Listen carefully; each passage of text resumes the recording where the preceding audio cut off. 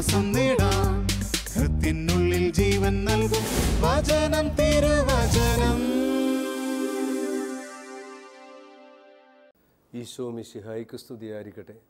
തിരുവചനം കേൾക്കാൻ വേണ്ടി നമുക്ക് പ്രാർത്ഥിക്കാം. പരിശുദ്ധാത്മാവായ ദൈവമേ, അവിടെ ഞങ്ങൾ അഭിഷേകം ചെയ്യണമേ. ഈശോയെ, ലോകത്തിൻ്റെ വിവിധ അതിർത്തികളിൽ നിന്നുകൊണ്ട്, വീടുകളിൽ നിന്നുകൊണ്ട്, ആസ്പത്രിയിൽ ഇരുന്നുകൊണ്ട്, കിടക്കിൽ കിടന്നുകൊണ്ട് ഈ സമയത്ത് വചനം ശ്രവിക്കുന്ന എല്ലാ ശാലോം TV പ്രേക്ഷകരെയും അവിടുന്ന് ആശീർവദിക്കണമേ. ഈശോയെ, ഇന്ന് പരീക്ഷ എഴുതാൻ പോകുന്ന മക്കൾ, ഇൻ്റർവ്യൂ എഴുതാൻ പോകുന്ന മക്കൾ, യാത്ര ചെയ്യുന്നവർ, ജോലി ചെയ്യുന്നവർ, വിദേശത്തേക്ക് പോകുന്നവർ, നാട്ടിലേക്ക് വരുന്ന മക്കൾ, ദൈവമേ, ഈ സമയത്ത് ഓപ്പറേഷന് വിധേയരാകുന്ന വ്യക്തികളെയും, ശാരീരികമായി, മാനസികമായി, ആത്മീയമായി തകർന്നിരിക്കുന്ന എല്ലാ മക്കളെയും വചനത്താൽ അവിടുന്ന് തൊട്ട് സുഖപ്പെടുത്തണമേ. ഈ വചനം പ്രഘോഷിക്കുന്ന ഈ വൈദികനെ, ഇവ ശ്രവിക്കാൻ പോകുന്ന ശാലോം TV പ്രേക്ഷകരെയും അവിടുത്തെ ആത്മാവിനാൽ നിറയ്ക്കണമേ.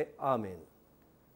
ഈശോയിൽ സ്നേഹവാത്സല്യമുള്ള സഹോദരീ സഹോദരന്മാരെ, 1 കൊറിന്തോസ് 13-ാം അധ്യായം 13-ാം തിരുവചനം ശ്രവിച്ചുകൊണ്ട് നമുക്ക് ധ്യാനിക്കാം. വിശ്വാസം, പ്രത്യാശ, സ്നേഹം, ഇവ 3 നിലനിൽക്കുന്നു. എന്നാൽ സ്നേഹമാണ് സർവ ഉത്കൃഷ്ടം. വാത്സല്യമുള്ളവരെ, കർത്താവായ ഈശോയുടെ പഠനത്തിലൂടെ നമുക്ക് കടന്നു പോകാം. കർത്താവായ ഈശോ വ്യത്യസ്തനായ വ്യക്തിയായിരുന്നു. ജനനത്തിലും ജീവിതത്തിലും മരണത്തിലും എല്ലാം വ്യത്യസ്തനായ യേശുവിനെ നമുക്ക് ബൈബിളിൽ കാണുവാൻ സാധിക്കും. ലോകത്തിലുള്ള മറ്റു മത നേതാക്കന്മാരിൽ നിന്നും വ്യത്യസ്തമായ 3 കാര്യങ്ങൾ യേശുവിൻ്റെ ജീവിതത്തിലുണ്ട്. യേശുവിന് തനതായ വ്യത്യസ്തമായ പഠനമുണ്ട്, പ്രവൃത്തിയുണ്ട്, പ്രബോധനമുണ്ട്. യേശുവിൻ്റെ തത്വസംഹിത എന്തായിരുന്നു? ലോകത്തിലുള്ള മറ്റ് മത നേതാക്കന്മാർ, അവർക്കൊരു ഫിലോസഫി ഉണ്ടായിരുന്നു. ഫ്രട്ടേണിറ്റി, ഇക്വാലിറ്റി, ലിബർട്ടി, സത്യസമത്വം, സ്വാതന്ത്ര്യമെന്ന് ഒരു കൂട്ടർ പറഞ്ഞപ്പോൾ, നഷ്ടപ്പെടുവാൻ വിലങ്ങുകൾ കിട്ടാനുള്ള പുതിയ ലോകമെന്ന് പറഞ്ഞപ്പോൾ, കർത്താവായ ഈശോയുടെ പഠനം എന്തായിരുന്നു? ഒന്നും വാഗ്ദാനം ചെയ്യുന്നില്ല. എന്നെ അനുഗമിക്കുവാൻ ആഗ്രഹിക്കുന്നവൻ സ്വയം പരിത്യജിച്ച് കുരിശുമെടുത്തുകൊണ്ട് എൻ്റെ പിന്നാലെ വരിക. അത് യേശുവിൻ്റെ പഠനമായിരുന്നു.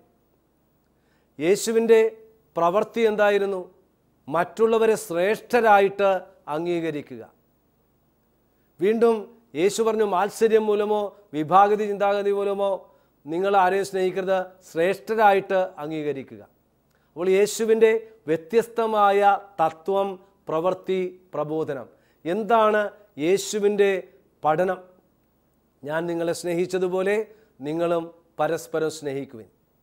ഞാൻ ഊന്നൽ കൊടുക്കാൻ പോകുന്നത് പൗലോസ്ലീഹായുടെ കൊറിന്തോസുകാർക്ക് എഴുതിയ ലേഖനത്തിൽ യേശു പൗലോസിലൂടെ പറയുന്ന കാര്യമാണ്. വിശ്വാസം, പ്രത്യാശ, സ്നേഹം, ഇവ 3 നിലനിൽക്കുന്നു. എന്നാൽ സ്നേഹമാണ് സർവോത്കൃഷ്ടം. കർമ്മലീത്ത സഭയെ നവീകരിച്ച കുരിശിൻ്റെ യോഹന്നാൻ പറഞ്ഞു, in the evening of your life you will be judged by love. ജീവിത സായാഹ്നത്തിൽ സ്നേഹം വിധി കൽപ്പിക്കും. നമുക്ക് കർത്താവിൻ്റെ അടുക്കലേക്ക് വന്ന 3 കഥാപാത്രങ്ങളെ പരിചയപ്പെടാം. നിത്യജീവൻ പ്രാപിക്കാൻ എന്തു ചെയ്യണം? മത്തായിയുടെ സുവിശേഷം 19-ാം അധ്യായം 16-22. ധനികനായ യുവാവ് കടന്നു വന്ന് ചോദിക്കുന്നു, നിത്യജീവൻ പ്രാപിക്കാൻ എന്തു ചെയ്യണം? അപ്പോൾ ഈശോ പറഞ്ഞു, എന്താണ് പ്രമാണത്തിൽ എഴുതിയിരിക്കുന്നത്? മാതാപിതാക്കളെ ബഹുമാനിക്കുക, കൊല്ലരുത്, വ്യഭിചാരം ചെയ്യരുത്, ഇങ്ങനെ ഓരോ കൽപ്പനകളും ഈശോ പറഞ്ഞു. അപ്പോൾ അവൻ പറഞ്ഞു, ചെറുപ്പം മുതൽ ഞാനിത് ചെയ്യുന്നുണ്ട്. അപ്പോൾ ഈശോ പറഞ്ഞു, നിനക്കൊരു കുറവേ ഉള്ളൂ, പോകുക, വിൽക്കുക, കൊടുക്കുക, വരിക, അവൻ്റെ മുഖം വാടി എന്നാ പറയുന്നത്. അപ്പോൾ ഈശോ പറഞ്ഞു, ധനവാൻ സ്വർഗരാജ്യത്തിൽ പ്രവേശിക്കുന്നതിനേക്കാൾ എളുപ്പം ഒട്ടകം സൂചിക്കുഴയിലൂടെ കടക്കുകയത്രേ. ഇനി 2-ാമത്തെ വ്യക്തി, അത് നിയമജ്ഞനാണ്. നിത്യജീവൻ പ്രാപിക്കാൻ എന്ത് ചെയ്യണം? അപ്പോൾ ഈശോ പഴയ നിയമത്തിലെ പഠനം, ദൈവമായ കർത്താവിനെ പൂർണ്ണ ആത്മാവോടും സർവ്വശക്തിയോടും കൂടെ സ്നേഹിക്കുക, നിന്നെപ്പോലെ നിൻ്റെ അയൽക്കാരനെ സ്നേഹിക്കുക. അപ്പോൾ ഇവൻ കൂട്ടിച്ചേർത്തു, അതേ കർത്താവേ, അങ്ങ് പറഞ്ഞ് ശരിയാണ്, ഇത് 2 എല്ലാ ദഹന ബലികളേക്കാൾ യാഗങ്ങളെക്കാൾ ശ്രേഷ്ഠമാണെന്ന് പറഞ്ഞു. നീ സ്വർഗരാജ്യത്തു നിന്നും അകലെയല്ലെന്ന് ഈശോ അവനോട് പറഞ്ഞു. മൂന്നാമത്തേത് ലൂക്ക 10:25-37. രണ്ടാമത്തേത് മത്തായി 22:34-40. മൂന്നാമത്തേത് ലൂക്ക 10:25-37. നിയമജ്ഞൻ പരീക്ഷിക്കുവാനായി ഈശോയോട് ചോദിച്ചു, ആരാണ് എൻ്റെ അയൽക്കാരൻ? അവിടെ ഈശോ നല്ല ശമറിയാക്കാരൻ്റെ ഉപമ പറഞ്ഞു. എന്നിട്ട് ഈ ശമറിയാക്കാരൻ ചെയ്തതുപോലെ നീ ചെയ്യുക. അപ്പോൾ ഞാൻ നിങ്ങൾക്കായി വ്യാഖ്യാനിക്കാൻ പോകുന്നത് നിത്യജീവൻ പ്രാപിക്കാൻ എന്തു ചെയ്യണമെന്ന് 3 കഥാപാത്രങ്ങൾ കർത്താവിനോട് ചോദിച്ചതും കർത്താവ് പറഞ്ഞ മറുപടിയിൽ നിന്നും നമുക്ക് ലഭിക്കുന്ന സന്ദേശത്തെക്കുറിച്ചാണ് പറയുന്നത്. നമുക്ക് ഒന്നാമത്തെ എടുക്കാം. മത്തായി 19:16-22. ധനവാനായ വ്യക്തിയോട് കർത്താവ് പറഞ്ഞു, പ്രമാണങ്ങൾ അനുസരിക്കുക എന്ന് പറഞ്ഞു. അവൻ അന്നേ ചെറുപ്പം മുതൽ അത് ചെയ്യുന്നുണ്ടെന്ന് പറഞ്ഞു. അപ്പോൾ കർത്താവ് അവന് കൊടുത്ത പ്രായോഗിക ചിന്തയാണ് ഇന്ന് വചനം തിരുവചനത്തിലൂടെ ശാലോം TV പ്രേക്ഷകരായ നമ്മളോട് ചോദിക്കേണ്ടത്. അവനോട് കർത്താവ് എന്താ പറഞ്ഞത്? പോകുക, വിൽക്കുക, കൊടുക്കുക, വരിക. അപ്പം നിത്യജീവൻ പ്രാപിക്കണമെങ്കിൽ സ്നേഹത്തിൻ്റെ 4 പ്രവൃത്തികളുണ്ട്. ഒന്ന്, പോകുക. എൻ്റെ പ്രിയപ്പെട്ടവരെ, നമ്മളൊക്കെ പോകാത്ത ഇടങ്ങളില്ലേ, പോകാത്ത സ്ഥലങ്ങളില്ലേ, പോകാത്ത വ്യക്തികളില്ലേ? നമ്മുടെ കുടുംബജീവിതത്തിൽ, നമ്മുടെയൊക്കെ ജീവിതാന്തസ്സിൽ വഴക്കിടുമ്പോൾ, പ്രശ്നങ്ങൾ ഉണ്ടാകുമ്പോൾ നമ്മൾ പറയും, ഞാൻ ഒരിക്കലും അവൻ്റെ വീട്ടിൽ പോവില്ല, ഞാൻ മരിച്ചാലും ആ വീട്ടിൽ കയറില്ല. സ്വന്തം ഭാര്യയുടെ വീട്ടിലേക്ക്, ഭർത്താവിൻ്റെ വീട്ടിലേക്ക്, മക്കളുടെ അടുക്കലേക്ക്, അപ്പൻ്റെ അടുക്കലേക്ക്, അമ്മയുടെ അടുക്കലേക്ക്, ചില കുടുംബങ്ങളിലേക്ക് പോകാത്ത വ്യക്തികളില്ലേ? ആലോചിച്ച് നോക്ക്. അപ്പോൾ ഇന്ന് ഈ വചനം തിരുവചനം ശ്രവിക്കുമ്പോൾ നമ്മൾ ആലോചിക്കുക, ചോദിക്കുക. കർത്താവ് പോകുക എന്ന് പറയുമ്പോൾ എൻ്റെ അപ്പൻ്റെ അടുക്കലേക്ക് പോകണം, എന്നെ വളർത്തി വലുതാക്കിയ അപ്പൻ, അമ്മ. ഞാൻ വെറുക്കുന്ന വ്യക്തികളുടെ അടുക്കലേക്ക് പോകണം, ഞാൻ ഉപേക്ഷിച്ച വ്യക്തികളുടെ അടുക്കലേക്ക് പോകണം, ഞാൻ അവരുമായി രമ്യതപ്പെടണം. അപ്പോൾ പോകുക എന്ന് പറയുമ്പോൾ സ്നേഹിക്കുക, ക്ഷമിക്കുക, മറക്കുക, പൊറുക്കുക എന്നതർത്ഥം. അതുകൊണ്ട് ചോദിക്കുക, ഞാൻ പോകാത്ത ഇടമേതാണ്, പോകാത്ത സ്ഥലമേതാണ്, പോകാത്ത എൻ്റെ വീടുകളേതാണ്. അടുത്തത് വിൽക്കുക. വിൽക്കുക എന്ന് വെച്ചാൽ ഉപേക്ഷിക്കുക. ഞാൻ ഈ വാച്ച് ഒരാൾക്ക് കൊടുക്കുമ്പോൾ, ഞാൻ ഈ വാച്ച് ഏറ്റവും ഇഷ്ടപ്പെടുന്ന ഈ വാച്ച് ഞാൻ ഉപേക്ഷിക്കുകയാണ്. അപ്പോൾ ഞാൻ ഉപേക്ഷിക്കേണ്ടത് എന്തൊക്കെയാണ്? മദ്യപാനം. ഇന്ന് പല കുടുംബത്തെയും കാർന്നതിന് ക്യാൻസറാണ് മദ്യപാനം. എത്രയോ അമ്മമാരെ കരയുക, എത്രയോ പിള്ളേരാണ് പുരനിറഞ്ഞു നിൽക്കുക, എത്രയോ കുടുംബത്തിലാണ് ഇന്ന് ഒരു സ്വന്തമായിട്ട് കിടന്നുറങ്ങാൻ അവസ്ഥ. കാരണം മദ്യപാനം, അത് ഉപേക്ഷിക്കണം. പുകവലി ഉപേക്ഷിക്കണം, പാൻപരാഗ് ഉപേക്ഷിക്കണം, ഹാൻഡ്സ് ഉപേക്ഷിക്കണം, കഞ്ചാവ് ഉപേക്ഷിക്കണം. ചോദിക്കുക, ഞാൻ എന്താണ് ഉപേക്ഷിക്കേണ്ടത്? തീർന്നില്ല. വൈരാഗ്യം, പക, അഹങ്കാരം, ഞാനെന്ന ഭാവം, ഇതൊക്കെ ഉപേക്ഷിക്കണം.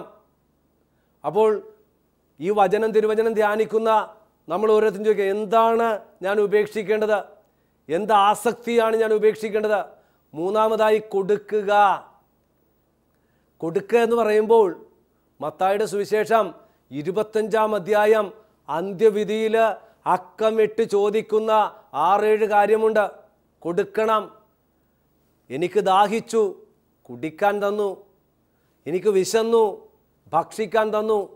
നഗ്നനായിരുന്നു, കാരാഗൃഹത്തിലായിരുന്നു, പരദേശിയായിരുന്നു.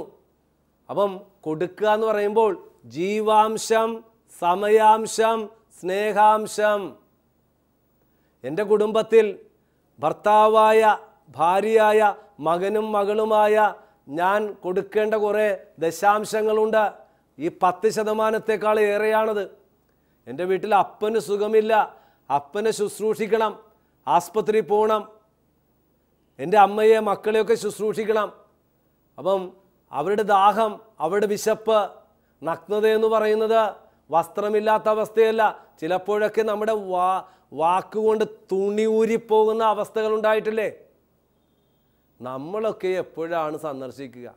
ഞാൻ പലപ്പോഴും ഈ മരിച്ച വീട്ടിൽ പോകുമ്പോഴും അതുപോലെ തന്നെ കുർബാന അർപ്പിക്കാൻ പോകുമ്പോഴും ശ്രദ്ധിക്കാറുണ്ട്. ജീവിച്ചിരിക്കുമ്പോൾ തിരിഞ്ഞു നോക്കില്ല. നമ്മളൊക്കെ എപ്പോഴാണ് പോവുക? മരിച്ചു കഴിയുമ്പോഴാണ് പോവുക. മരിച്ചു കഴിയുമ്പോൾ റീത്ത് വയ്ക്കലാണല്ലോ. നെഞ്ചത്തുകൊണ്ട് റീത്താമ്മയുടെ നെച്ചത് വയ്ക്കുക. റീത്താമ്മയ്ക്ക് ഓരോരുത്തരുടെ റീത്ത്. ജീവിച്ചിരിക്കുമ്പോൾ റീത്താമ്മയ്ക്ക് പോയിട്ട് ഒരു ഹോർലിക്സ് മേടിച്ചു കൊടുക്കുക, അല്പം ഓട്സ് മേടിച്ചു കൊടുക്കുക, ഒരു വാട്ടർ ബെറ്റ് മേടിച്ചു കൊടുക്കുക. എന്ത് സന്തോഷം! അല്ലെങ്കിൽ മരിച്ചു കിടക്കുന്ന ആളുടെ മകൻ അച്ഛനാണ്. ആ അച്ഛൻ്റെ രൂപത്തിലെ മെത്രാനച്ഛൻ വന്ന് ഒന്ന് കണ്ടിരുന്നെങ്കിലോ? അല്ലെ മന്ത്രിയുടെ ഡ്രൈവറാണ്, മന്ത്രി ഒന്ന് വന്നിരുന്നെങ്കിലോ? മരിച്ചു കഴിഞ്ഞിട്ട് മന്ത്രി വന്ന് ഈ അപ്പൻ്റെ നെഞ്ചത്ത് റീത്ത് വെച്ചിട്ട് എന്താ കാര്യം? ജീവിച്ചിരുന്നപ്പം ആ മന്ത്രി ഒന്ന് വന്നിരുന്നെങ്കിൽ, മെത്രാനൊന്ന് വന്നിരുന്നെങ്കിൽ, സിസ്റ്ററിൻ്റെ ആ പ്രൊവിൻഷ്യാളമ്മ ഒന്ന് വന്നിരുന്നെങ്കിൽ. ഇത് മരിച്ചു കഴിയുമ്പോൾ പ്രൊവിൻഷ്യാളമ്മ വരും, മെത്രാൻ വരും, മന്ത്രി വരും, അവിടെയുള്ള പഞ്ചായത്ത് പ്രസിഡന്റ് വരും. എല്ലാവരും കാണിക്കണമല്ലോ, റീത്ത് കൊണ്ട് നെഞ്ചത്ത് വെച്ച് കൊടുത്തു. ഇവിടെയാണ് ചോദ്യം ചിഹ്നം വരുന്നത്. കൊടുക്കുക. ജീവിച്ചിരിക്കുമ്പോൾ കൊടുക്കേണ്ട പൊന്നു സഹോദരന്മാരെ, എന്നെ ശ്രമിച്ചുകൊണ്ടിരിക്കുന്ന ശാലോൺ ടി പ്രേക്ഷകരെ, നിങ്ങളുടെ വീട്ടിൽ ആരെങ്കിലും രോഗികളുണ്ടെങ്കിൽ ഇന്ന് തന്നെ ഒന്ന് പോയി കാണും. കഴിഞ്ഞ ദിവസം ഒരു പ്രാർത്ഥനാ group teams of our lady renewal സെൻറ്ററിൽ ധ്യാനം നടക്കുകയായിരുന്നു. അവർ കുറേ കപ്പിൾസാണ്. അവൻ പ്രസംഗം കേട്ട് കഴിഞ്ഞപ്പോൾ അതിൻ്റെ ഓർഗനൈസർ പറഞ്ഞു, നമ്മുടെ ഗ്രൂപ്പിൽ ഒരു ആൾക്ക് ക്യാൻസറായിട്ട് കിടപ്പുണ്ട്, നമുക്ക് ഇന്ന് തന്നെ പോയി കാണണം.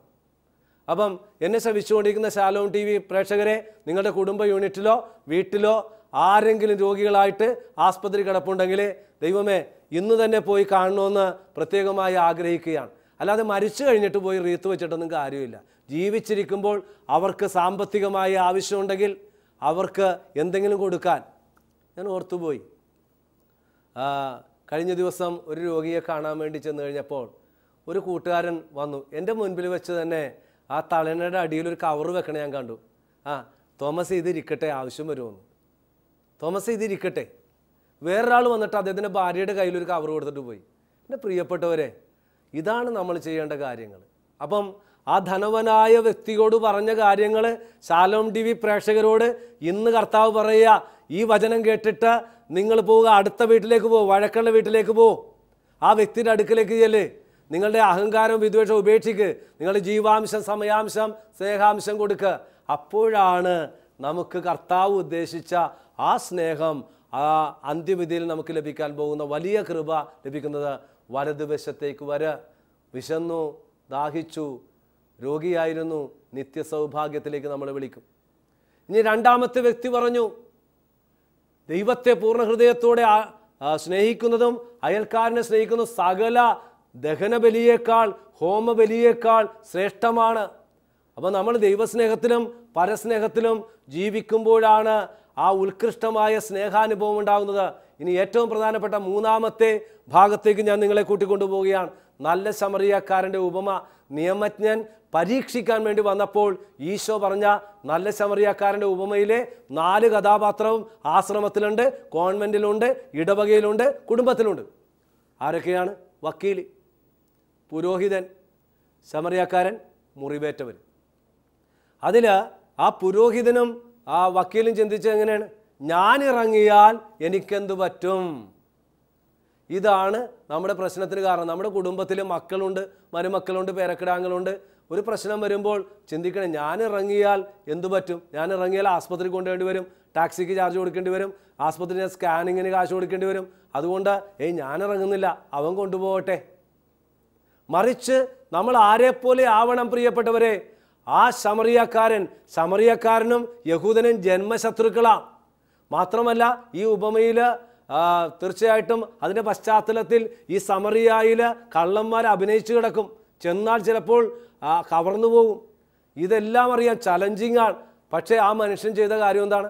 കണ്ടു, മനസ്സലിഞ്ഞു, അടുത്ത് ചെന്നു, താഴെ ഇറങ്ങി, എണ്ണയും വീഞ്ഞും വെച്ച് കെട്ടി, കഴുതപ്പുറത്ത് കയറ്റി, സത്രത്തിൽ കൊണ്ടുചെന്നു, ശുശ്രൂഷിച്ചു, 1 ദിനാറിന് പകരം 2 ദിനാറ് കൊടുത്തു, എന്നിട്ട് ഏൽപ്പിച്ചു, വീണ്ടും വരും.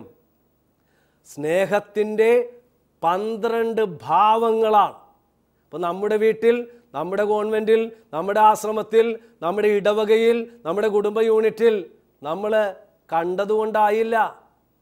കണ്ണുണ്ടെങ്കിലും കാണാൻ കഴിയാത്തവർ, കാതുണ്ടെങ്കിലും കേൾക്കാൻ കഴിയാത്തവർ, മൂക്കുണ്ടെങ്കിലും മണത്തറിയാൻ പറ്റാത്തവർ, വായുണ്ടെങ്കിലും ശബ്ദിക്കാത്തവർ, കൈയുണ്ടെങ്കിലും പ്രവർത്തിക്കാൻ പറ്റാത്തവർ. 115 സങ്കീർത്തനം പോലെയാണ് നമ്മുടെ ജീവിതം. മറിച്ച് എൻ്റെ പ്രിയപ്പെട്ടവരെ, നമ്മുടെ കുടുംബമായാലും കോൺവെൻ്റ് ആയാലും കൂട്ടായ്മയായാലും കണ്ടു കഴിയുമ്പോൾ മനസ്സലിയണം. എന്നിട്ട് ആ വ്യക്തിയുടെ അടുക്കലേക്ക് ചെല്ലണം. നമ്മൾ ഒരുപക്ഷെ കൊമ്പത്തിരിക്കുന്ന ആളായിരിക്കാം, താഴണം, എളിമപ്പെടണം, എന്നിട്ട് എണ്ണയും വീഞ്ഞും വെച്ച് കെട്ടണം. അതാണ് സ്നേഹ ശുശ്രൂഷ. കഴുതപ്പുറത്ത് കയറ്റണം. കഴുത ബൈബിളിൽ സമാധാനത്തിൻ്റെ, ശാന്തിയുടെ അടയാളമാണ്. കഴുതപ്പുറത്ത് കയറ്റുക എന്ന് വെച്ചാൽ ആ വ്യക്തിയെ ഒരു സമാധാനത്തിലേക്ക്, ഒരവസ്ഥയിലേക്ക് കൊണ്ടുവരണം, എന്നിട്ട് ശുശ്രൂഷിക്കണം. ചെറിയൊരു ഉദാഹരണം. ഇപ്പോൾ എൻ്റെ ഒരു കൂട്ടുകാരൻ, ഞാൻ അസുഖമായിട്ട് കിടക്കുമ്പോൾ അവൻ്റെ പണമല്ല എനിക്ക് വേണ്ടത്, അവൻ്റെ സാന്നിധ്യമാണ്. ഭർത്താവ് കിടക്കുമ്പോൾ ഭാര്യയുടെ സാന്നിധ്യം, മാതാപിതാക്കൾക്ക് മക്കളുടെ സാന്നിധ്യം, ആ സാന്നിധ്യ അനുഭവം ഉണ്ടാവണം.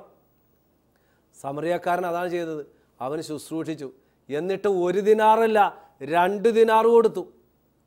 അപ്പം ഇരട്ടി കൊടുക്കുകയാണ്. അതുകൊണ്ട് തന്നെ അവനോട് താല്പര്യമായി. എന്നിട്ട് ഏൽപ്പിക്കുകയാണ്. ഏൽപ്പിച്ചു കഴിഞ്ഞപ്പോഴോ ഞാൻ വീണ്ടും വരുമെന്ന്, ഈ വീണ്ടും വരുമെന്ന് പറയുന്നത് അതൊരു അന്ത്യവിധിയാണ് ഈ ഉപമയിൽ. അപ്പോൾ ഞാൻ പറഞ്ഞു വെച്ചത്, നമ്മളൊക്കെ മറ്റൊരു സമറിയക്കാരനായിട്ട് മാറണം. അവിടെ 4 ക്വാളിറ്റി ഉണ്ട്. സഹാനുഭൂതി ഉണ്ടാണ്, സെൻസിറ്റിവിറ്റി. ഇന്ന് നമ്മുടെയൊക്കെ വീട്ടിൽ ആ സെൻസിറ്റിവിറ്റി പോയി. ഈ സെൻസിറ്റിവിറ്റി എന്ന് ഞാൻ ഉദ്ദേശിക്കുന്നത് സഹാനുഭൂതി. അതിന് 2 തലങ്ങളുണ്ട്. എന്താണ്? ഫാമിലി സ്പിരിറ്റും ബിലോങ്ങിങ്നെസ്സും ഉണ്ടാണ്. നമുക്ക് പണ്ട് നമ്മുടെ കുടുംബത്തിൽ ചക്ക ഉണ്ടായാൽ, കുറേ മാങ്ങ ഉണ്ടായാൽ നമ്മളത് പങ്കുവയ്ക്കാറില്ലേ? ഞാൻ ഇന്ന് ഓർത്തുപോയി. വീട്ടിൽ മാങ്ങ ഉണ്ടായാൽ അമ്മ കുട്ടയിലാക്കി തന്നുവിടും അടുത്ത വീട്ടിൽ കൊണ്ടു കൊടുക്കാൻ. അടുത്ത വീട്ടിൽ ഓണം വരുമ്പോൾ, അപ്പുറത്ത് ബക്രീദ് വരുമ്പോൾ എന്ത് കൂട്ടായ്മയാണ് പങ്കുവയ്ക്കുക. അതാണ് സഹാനുഭൂതി. 2 സേവന സന്നദ്ധത, 3 നിസ്വാർത്ഥത, 4 ക്ഷമാശീലം. അപ്പോൾ നിത്യജീവൻ പ്രാപിക്കാൻ എന്തു ചെയ്യണം എന്ന ചോദ്യങ്ങളിലെ 3 കഥാപാത്രങ്ങളെ പരിചയപ്പെടുത്തിയിട്ട് ഞാൻ 1 കൊറിന്തോസ് 13:4 തുടങ്ങിയുള്ള വചനങ്ങൾ ധ്യാനിക്കുവാൻ നിങ്ങൾക്ക് വിട്ടുതരികയാണ്. എന്നിട്ട് ഞാൻ നിങ്ങളെ കൂട്ടിക്കൊണ്ടുപോകുന്നത് ഈ സ്നേഹത്തിൻ്റെ 3 തലങ്ങളാണ്. നമ്മുടെ സ്നേഹം ഇന്ന് 3 തലങ്ങളിലാണ് നിൽക്കുന്നത്. ഫോൾട്ടൻ ജേഷ്യൻ പിതാവ് പറഞ്ഞ സ്നേഹത്തെക്കുറിച്ചുള്ള 3 തലങ്ങളിലാണ് സ്നേഹം. 1 ഡൈജസ്റ്റീവ് ലവ്, തരം താഴ്ന്ന സ്നേഹമാണ്. ഡൈജസ്റ്റീവ് ലവ് എന്ന് പറയുന്നത് തരം താഴ്ന്ന സ്നേഹമാണ്. എന്താണ് ഈ തരം താഴ്ന്ന സ്നേഹം എന്ന് പറയുന്നത്? അതായത് നമ്മൾ ഉപയോഗിക്കുകയാണ് ഒരാളെ. ഇന്ന് കൺസ്യൂമറിസമാണ്, ഉപഭോക്തൃ സംസ്കാരമാണ്. ഞാൻ അയാളെ സ്നേഹിക്കുന്നത് എന്തോ കിട്ടാൻ വേണ്ടിയിട്ടാണ്. അതാണ് വാസ്തവത്തിൽ ഈ ഡൈജസ്റ്റീവ്, തിന്നു തീർക്കുന്ന സ്നേഹം. 2ാമത്തേത് ഡെമോക്രാറ്റിക് ലവ് ആണ്, അളന്നു തൂക്കിക്കൊടുക്കുന്ന സ്നേഹം. ഓർത്തുപോയത് ഒരു കുടുംബമാണ്. അവിടെ 5 ആൺമക്കളുണ്ട്. 5 പേരും ജോലിക്കാരാണ്. ഈ മക്കൾ പറയണ, അച്ഛാ അമ്മ പൈസ കൊടുക്കണ അനുസരിച്ചാണ് അച്ഛാ സ്നേഹമെന്ന്. ഇപ്പോൾ ഒരാൾ 100 രൂപ കൊടുത്താൽ 100 രൂപയുടെ അളവനുസരിച്ചാണ് സ്നേഹം. ഇവിടെയാണ് നമുക്ക് തെറ്റ് വരുന്നത്. പണം കൊടുക്കുന്ന അനുസരിച്ച് ആര് കൂടുതൽ തരുന്നോ അവനോട് കൂടുതൽ താല്പര്യം അല്ല. അത് തെറ്റായ സ്നേഹമാണ്. അതിനെയാണ് ഡെമോക്രാറ്റിക് ലവ് എന്ന് പറയുന്നത്. മറിച്ച് ഏറ്റവും വലിയ സ്നേഹം എന്താണ്? Sacrificial love. സാക്രിഫിഷ്യൽ ലവ് എന്ന് പറയുന്നത് കുറവുകളോടുകൂടെയുള്ള സ്നേഹമാണ്. അതാണ് യേശുവിൻ്റെ സ്നേഹം. ആ യേശുവിൻ്റെ സ്നേഹവും സമറിയക്കാരിയോടുള്ള സ്നേഹം, പാപിനിയായ വ്യക്തിയോടുള്ള സ്നേഹം, അതുപോലെ തന്നെ സക്കേവുസിനോടുള്ള സ്നേഹം, പത്രോസിനോടുള്ള സ്നേഹം, ഇതാണ് നമുക്ക് കൂടുതൽ ധ്യാനിക്കേണ്ടത്. ഈ ഒരു സ്നേഹത്തിലേക്ക് കടന്നു വരുവാനായിട്ട് നമുക്ക് സാധിക്കണം. അപ്പം ഞാൻ ഇങ്ങനെ പറയും, നമ്മുടെ സ്നേഹമായിരിക്കട്ടെ നമ്മുടെ ലക്ഷ്യം. സ്നേഹമായിരിക്കട്ടെ നമ്മുടെ ലക്ഷ്യം. പ്രത്യേകിച്ച് ഒരു സ്നേഹത്തിൻ്റെ നിക്ഷേപം നമുക്കുണ്ടാവണം. അപ്പോൾ ഈ പ്രസംഗത്തിൻ്റെ ക്ലൈമാക്സിൽ ഞാൻ ഇങ്ങനെ പറയും, എമോഷണൽ ബാങ്ക് അക്കൗണ്ട്. നമുക്കൊക്കെ ബാങ്ക് അക്കൗണ്ട് ഉണ്ട്. ഞാൻ പറയും കുഞ്ഞുങ്ങൾക്കും യുവതി യുവാക്കൾക്കും എല്ലാവർക്കും ഈ എമോഷണൽ ബാങ്ക് അക്കൗണ്ട് വേണം. എന്താണ് ഈ ബാങ്കിങ് എന്ന് പറഞ്ഞത്? നമ്മൾ നിക്ഷേപിക്കുന്ന അനുസരിച്ച് നമുക്ക് വിഡ്രോ ചെയ്യാൻ സാധിക്കുകയുള്ളൂ. ബാങ്കിൽ ഡിപ്പോസിറ്റ് ഉണ്ടെങ്കിൽ മാത്രമേ നമുക്ക് വിഡ്രോ ചെയ്യാൻ പറ്റുള്ളൂ. അപ്പം നമ്മുടെ കുടുംബത്തിനുണ്ടാകേണ്ടത് എമോഷണൽ ബാങ്ക് ഡിപ്പോസിറ്റ് വേണം. എമോഷണൽ ബാങ്ക് സിറ്റ് എന്ന് വെച്ചിട്ടുണ്ടെങ്കിൽ ബാങ്ക് ഡിപ്പോസിറ്റ് സ്നേഹത്തിൻ്റെ നിക്ഷേപം നമുക്കുണ്ടാവണം. പ്രത്യേകിച്ച് അപ്പനും അമ്മയും മക്കളും തമ്മിലുള്ള ആ ബന്ധമാണ് ഞാൻ ഉദ്ദേശിച്ചത്, സ്നേഹത്തിൻ്റെ എമോഷണൽ ഡിപ്പോസിറ്റ്. കഴിഞ്ഞ ദിവസം ഞങ്ങളുടെ ഒരു അച്ഛൻ പങ്കുവയ്ക്കുകയായിരുന്നു. അച്ഛൻ സ്കൂളിൽ പഠിച്ചുകൊണ്ടിരിക്കുമ്പോൾ പഠിക്കാനായിട്ട് വളരെ മോശമാണ്. അപ്പോൾ ടീച്ചർ എപ്പോഴും ഈ അച്ഛന് ഈ കുട്ടിയെ തല്ലുമായിരുന്നു. മറിച്ച് ഒരു ടീച്ചർ അദ്ദേഹത്തിനെ പ്രോത്സാഹിപ്പിച്ചു. അപ്പം ഞാൻ പറഞ്ഞു വച്ചത്, ഒരു ടീച്ചർ എപ്പോഴും നെഗറ്റീവായിട്ട് കാണുന്നു, ഒരു ടീച്ചർ പോസിറ്റീവായിട്ട് കണ്ടു. അപ്പോൾ അദ്ദേഹം പറഞ്ഞാണ്, എനിക്ക് പോസിറ്റീവായിട്ട് കണ്ട ടീച്ചറിൻ്റെ ക്ലാസ്സുകളിൽ അറ്റൻഡ് ചെയ്യും, കൂടുതൽ മാർക്ക് ലഭിക്കുകയാണ്. അപ്പം അദ്ദേഹം പറഞ്ഞു വെച്ചത് എന്താണ്, ആ ടീച്ചർ ഈ വ്യക്തിയെ വളരെ അവൻ്റെ കുറവ് മനസ്സിലാക്കി അവനെ സ്നേഹിച്ചതുകൊണ്ട് ആ ടീച്ചറിൻ്റെ വിഷയത്തിൽ ഒരിക്കലും തോൽവി സംഭവിച്ചിരുന്നില്ല. കാരണം ആ എമോഷണലായിട്ടുള്ള വൈകാരികമായിട്ടുള്ള ഒരു ഡിപ്പോസിറ്റാണ്. ഇതുപോലെ തന്നെ നമ്മുടെ കുടുംബത്തിൽ നമ്മൾ ഓരോരുത്തരും ആയിരിക്കുന്ന അവസ്ഥയിൽ അവരെ സ്നേഹിക്കുവാനും ഉൾക്കൊള്ളുവാനും സാധിക്കണം. അതാണ് പൗലോസ്ലീഹ പറഞ്ഞിരിക്കുന്ന 1 കൊറിന്തോസിലെ 13:4 തുടങ്ങിയുള്ള വചനങ്ങൾ. ഇപ്പോൾ വെള്ളരശ്മി ഒരു സ്പെക്ട്രത്തിലൂടെ സ്ഫടികത്തിലൂടെ കടന്നു പോകുമ്പോൾ വിബ്ജിയോർ ഉണ്ടാകുന്നത് പോലെ സ്നേഹത്തിൻ്റെ വർണ്ണരാജികളാണ്. എങ്ങനെ ശുശ്രൂഷിക്കുന്നതും അംഗീകരിക്കുന്നതും അപ്രീഷിയേറ്റ് ചെയ്യുന്നതും അഡ്ജസ്റ്റ് ചെയ്യുന്നതും സപ്പോർട്ട് ചെയ്യുന്നതും ലിസൺ ചെയ്യുന്നതും ഒക്കെ സ്നേഹത്തിൻ്റെ വിവിധ ഭാഷകളായിട്ട് മാറണം. അതുകൊണ്ട് ഈ ശാലോം TV-യിലൂടെ നമ്മൾ ഇന്ന് ശ്രവിച്ച വചനം, തിരുവചനത്തെ നമുക്കൊന്ന് ക്രോഡീകരിക്കുവാൻ പരിശ്രമിക്കാം. നമ്മൾ ഊന്നൽ കൊടുത്തത് പൗലോസ്ലീഹായുടെ ലേഖനത്തിലാണ്, എല്ലാം നശിക്കും, സ്നേഹം മാത്രം നിലനിൽക്കും.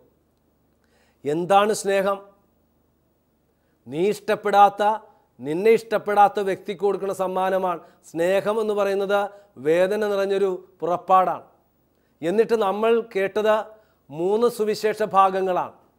ധനികനായ യുവാവിനോട് കർത്താവ് പറഞ്ഞു, പോകുക, വിൽക്കുക, കൊടുക്കുക, വരിക. ആ വാക്കുകളെക്കുറിച്ച് നമ്മൾ ഇന്ന് ധ്യാനിക്കണം.